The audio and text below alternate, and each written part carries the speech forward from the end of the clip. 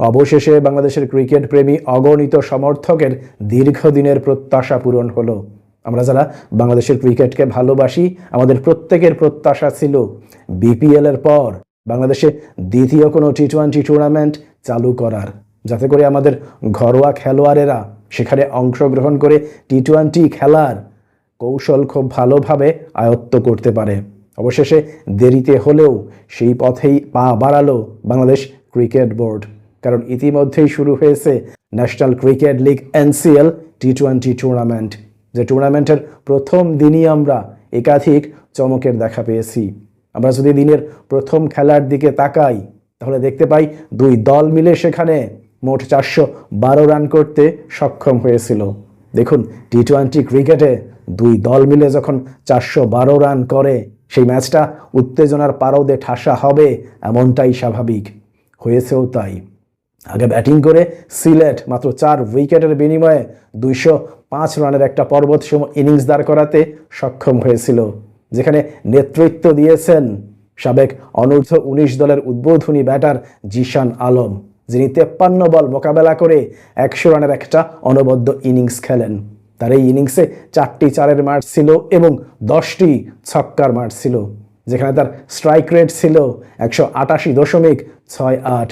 মূলত তার এমন দুর্দান্ত ইনিংসের উপর ভর করেই সিলেট 205 রানের একটা পর্বতসম ইনিংস দাঁড় করাতে সক্ষম হয়েছিল। মজার বিষয় হচ্ছে 206 রানের জয়ের লক্ষ্যে ব্যাটিং করতে নামার পর শুরুতেই কিন্তু একটা হোঁচট খেয়েছিল ঢাকা ডিভিশন, কারণ দলীয় 2 রানের মাথায় তারা তাদের উদ্বোধনী ব্যাটার এবং দলীয় অধিনায়ক সাইফ হাসানের উইকেট হারায়। কিন্তু পরবর্তী গল্পটা কেবলই ঢাকার, কারণ 1 ডাউনে ব্যাটিং করতে আসা আরিফুল ইসলাম অর্থাৎ জিসান আলমের দলীয় সঙ্গী অনূর্ধ্ব-19 বিশ্বকাপে ঠিক একই সঙ্গে এই দুই ব্যাটার অংশগ্রহণ করেছিলেন। জিসান আলমের দলীয় সঙ্গী আরিফুল ইসলাম দুর্দান্ত ব্যাটিং করেন। তিনি 46 বল মোকাবেলা করে 94 রানের একটা দুর্দান্ত ইনিংস খেলেন, যেখানে 6টি চারের মার ছিল এবং 8টি ছক্কার মার ছিল। তার স্ট্রাইক রেট ছিল 204.35। তার এমন দুর্দান্ত ইনিংসের উপর ভর করেই জয়ের দিকে এগুতে থাকে ঢাকা ডিভিশন, এবং শেষ দিকে শুভাগত হুমের 18 বলে 31 রানের ইনিংসে শেষ বলে জয়ের বন্দরে পৌঁছে যায় ঢাকা।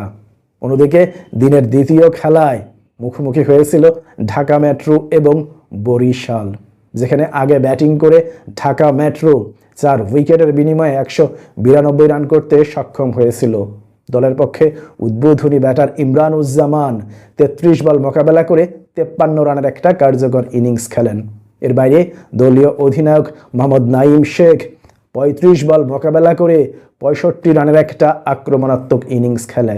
পরবর্তীতে 193 রানের জয়ের লক্ষ্যে ব্যাটিং করতে নামার পর বরিশাল 8 উইকেটের বিনিময়ে 161 রান করতে সক্ষম হয়, যে কারণে শেষ পর্যন্ত 31 রানের ব্যবধানে এই ম্যাচে পরাজিত হয় বরিশাল। পরাজিত হওয়ার পরেও বরিশালের হয়ে দুর্দান্ত ব্যাটিং করেন ফজলে মাহমুদ রাব্বি, যিনি 52 বল মোকাবেলা করে 77 রানের একটা কার্যকর ইনিংস খেলে শেষ পর্যন্ত দুর্ভাগ্যজনকভাবে রান আউটের শিকার হন। অন্যদিকে দিনের তৃতীয় খেলায় মুখোমুখি হয়েছিল চট্টগ্রাম এবং রংপুর। এই খেলার সবচাইতে আকর্ষণের কেন্দ্রে ছিলেন তামিম ইকবাল, যিনি দীর্ঘদিন পর আবারও মাঠে নেমেছিলেন। কিন্তু দীর্ঘদিন পর আবারও মাঠে নামার পরেও সকল ভক্ত সমর্থককে রীতিমতো হতাশ করেছেন তামিম ইকবাল, কারণ এই ম্যাচে তিনি 10 বল মোকাবেলা করে 13 রান করেই আউট হয়ে যান। যদিও তার দলের পক্ষে সর্বোচ্চ স্কোরার ছিলেন মমিনুল হক, যিনি 21 বল মোকাবেলা করে 27 রানের একটা ইনিংস খেলেন এবং প্রথমে ব্যাটিং করে চট্টগ্রামের সংগ্রহ দাঁড়ায় 9 উইকেটের বিনিময়ে 132। পরবর্তীতে 133 রানের জয়ের লক্ষ্যে ব্যাটিং করতে নামার পর রংপুর মাত্র 16.5 ওভারেই 5 উইকেট হারিয়ে জয়ের বন্দরে পৌঁছে যায়। দলের হয়ে দুর্দান্ত ব্যাটিং করেন তানভীর হায়দার, যিনি 37 বল মোকাবেলা করে 41 রান করেন। এর বাইরে দলীয় অধিনায়ক আকবর আলী 19 বল মোকাবেলা করে 25 রান করেন, অর্থাৎ 5 উইকেটে এই ম্যাচে জয়ী হয় রংপুর। অন্যদিকে দিনের শেষ ম্যাচে অংশগ্রহণ করে খুলনা এবং রাজশাহী, যে ম্যাচে খুলনা আগে ব্যাটিং করে 7 উইকেটের বিনিময়ে 172 রানের একটা ফাইটিং স্কোর দাঁড় করায়, যেখানে দলের সর্বোচ্চ সংগ্রাহক ছিলেন অনূর্ধ্ব 19 দলের অধিনায়ক আজিজুল হাকিম তামিম, যিনি 31 বল মোকাবেলা করে 53 রানের একটা দুর্দান্ত ইনিংস খেলেন, যেখানে 3টি 4-এর মার ছিল এবং 4টি ছক্কার মার ছিল। তার স্ট্রাইক রেট ছিল 170.97। এর বাইরে দলীয় অধিনায়ক নুরুল হাসান 26 বলে 37 রান করেন এবং মৃত্যুঞ্জয় চৌধুরী 15 বলে 35 রান করেন।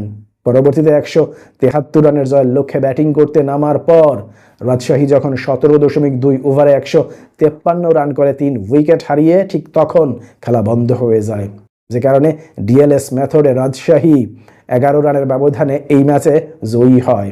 রাজশাহীর হয়ে উদ্বোধনী ব্যাটার হাবিবুর রহমান 38 বল মোকাবেলা করে 66 রানের একটা আক্রমণাত্মক ইনিংস খেলেন, যেখানে 8টি 4-এর মার ছিল এবং 4টি ছক্কার মার ছিল। তার স্ট্রাইক রেট ছিল 173.68। প্রিয় দর্শক, আজকে অনুষ্ঠিত এই 4 খেলা সম্পর্কে আপনার কোনো মন্তব্য থাকলে অবশ্যই তা কমেন্ট বক্সে লিখে জানান। ভালো থাকবেন সবাই, আল্লাহ হাফিজ।